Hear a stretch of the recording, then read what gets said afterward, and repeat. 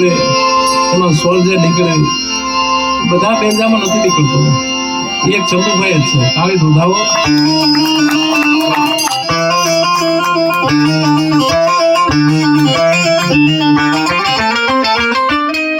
હા, આપણા હૃદયને સ્પર્શ કરે બાપ, અસર કરે, કાળજામાં હલોવાઈ જાય.